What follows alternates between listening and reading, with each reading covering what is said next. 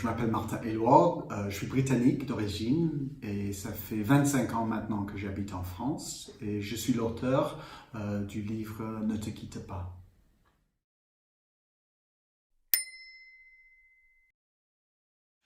J'ai appelé le livre Ne te quitte pas parce que c'est une tendance tellement primordiale, cette tendance de se perdre dans des abstractions, dans les drames, dans les détails, dans des histoires qu'on se raconte sur comment on est, sur comment est le monde, sur comment sont les autres, sur qu'est-ce que les autres pensent de moi, etc.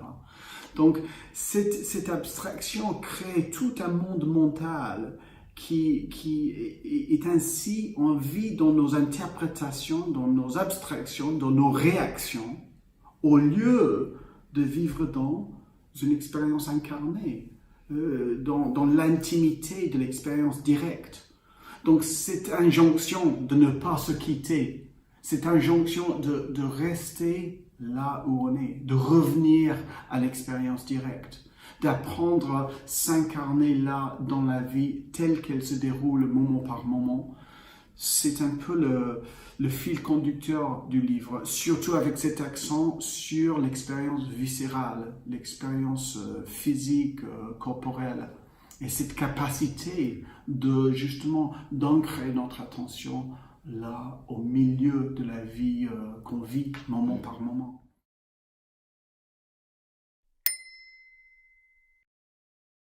Moi, je me suis intéressé à la méditation. En fait, en adolescence, moi, j'étais à 17-18 ans, j'étais tellement émerveillé par le fait d'être vivant, d'être conscient, d'avoir un cerveau qui fonctionnait et sans aucune idée de comment comprendre ça. Il n'y avait aucune réponse autour de moi, ni dans la famille, ni à l'école, etc. Et donc j'avais cette impression que l'Inde, enfin j'avais entendu parler de l'Inde comme un pays mystique, etc.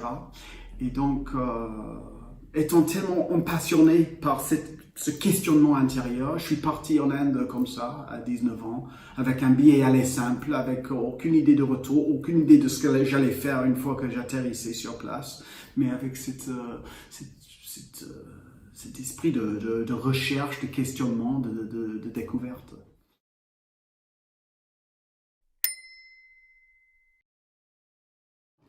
J'avais déjà commencé de lire un peu dans le bouddhisme et l'hindouisme et la méditation avant d'y aller. Mais bon, c'était les années 80, c'était difficile de trouver dans la librairie du petit village où j'ai grandi, c'était difficile de trouver des bouquins. Et donc, une fois sur place, en fait, la méditation se passe sur chaque coin de chaque rue, presque en Inde. Enfin, il y a des gourous, mieux bon ou pas, un peu partout. Donc, j'avais expérimenté de différentes façons dans des temples, dans les ashrams, etc. Et sans vraiment accrocher. Et puis, je suis allé dans l'Himalaya, là où habite le Dalai Lama et les Tibétains en exil, avec cette envie de découvrir un peu la méditation dans un contexte bouddhiste. Et là, j'ai suivi une stage de 2 semaines. Et dès le premier jour, dès la première méditation, dès les premières minutes, des premiers enseignements que j'entendais, c'était comme trouver de l'eau dans le désert. C'était tellement, moi qui m'ai questionné pendant tout ce temps sur c'est quoi la nature de la conscience, là, il y a toute une technologie, la méditation, pour aborder la conscience, explorer la conscience, comprendre la conscience. Il y a tout ce corps d'enseignements qui ont déligné les subtilités de la conscience, le fonctionnement de la conscience. Et le fait que ces choses ont été créées et élaborées il y a 2500 ans, 2000 ans, et que ça parle de l'esprit exactement de la même manière que moi j'expérimente mon fonctionnement mental, ça, c'était très très fort pour moi, très puissant. Et donc, c'était tout de suite clair et certain. C'est ça que je vais faire. Je vais me dédier ma vie à ça. J'ai pas vu une meilleure chose à faire à part d'être rencontrer, explorer, comprendre, libérer cette conscience qui anime ma vie.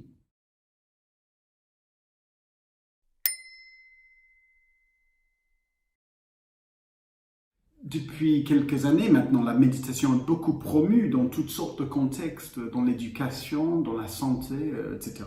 Et grâce à la pratique laïque, justement, de mindfulness, on voit beaucoup d'intérêt apporté à la méditation, ce qui est génial. Mais en même temps, dans un contexte bouddhiste, cette pratique consiste de beaucoup plus que seulement la méditation formelle.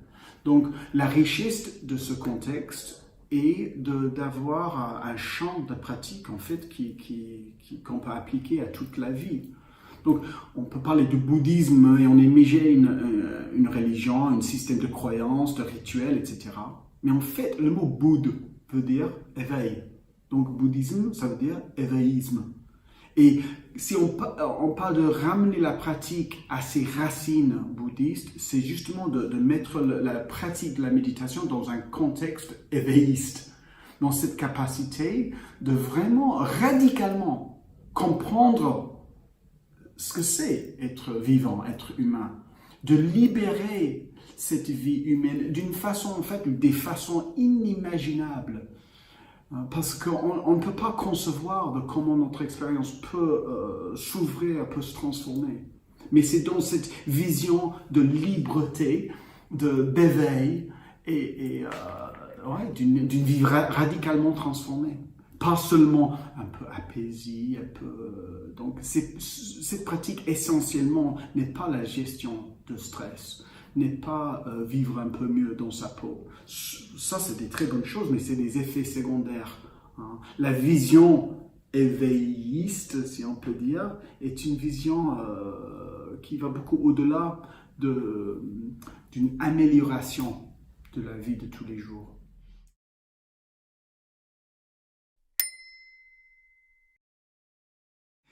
J'ai écrit le livre dans cette optique de ne pas en faire de la pratique quelque chose d'exotique, quelque chose de lointain, quelque chose qui se passe dans l'Himalaya, justement, mais parce que finalement, ce n'est ni une pratique asiatique ou exotique, monastique, c'est un travail sur le fait d'être humain.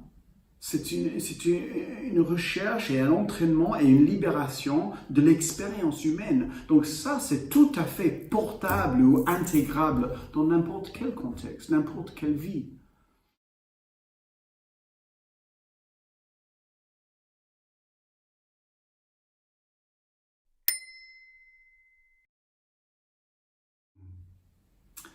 Culturellement, nous avons tendance de mettre de côté la seule vérité de nos vies, c'est qu'ils vont se terminer, que la mort est la seule certitude qui nous attend. Donc, les deux façons qu'on ignore la mort la plupart du temps, c'est soit par le déni, on se détourne tout simplement, on ne veut pas en savoir, ou quand on y pense, on se sent facilement accablé, submergé par anxiété ou peur ou autre. Et ce n'est pas seulement une question individuelle, c'est aussi une question collective. On voit exactement la même chose par rapport à la menace de la mort collective qui est la situation écologique. Soit on est dans le déni, hein, bon, c'est très loin ça, ou ça va se passer aux autres, hein, ou on va trouver des solutions, hein, déni, ou soit on commence à lire vraiment les derniers rapports scientifiques, on voit comment la température est déjà en train de hausser, comment on perd déjà 200 espèces par jour, et on est accablé par ce qui nous semble trop. Donc, la pratique par rapport pour la mort, ce qui est appelé dans la tradition bouddhiste Maranasati, la contemplation de sa mortalité, c'est une façon de regarder la vie et la mort telle qu'elle est, droit dans les yeux. C'est une façon à la fois de contempler la fragilité de cette vie et de tout. Et et le fait de voir comment tout est fragile, c'est en même temps une façon de voir comment tout est précieux. De s'éveiller à la nature précieuse de tout être, de toute chose, de tout instant. Façon de se rendre intime avec ce qui est tant que c'est. Donc, loin d'être quelque chose de morbide ou quelque chose qui fait peur, de faire des liens d'amitié avec la mort, c'est une façon aussi être plus à l'aise et plus en lien confortable et aisé avec la vie de chaque instant, cette vie fugace, cette vie brève, cette vie fragile, cette vie tellement précieuse.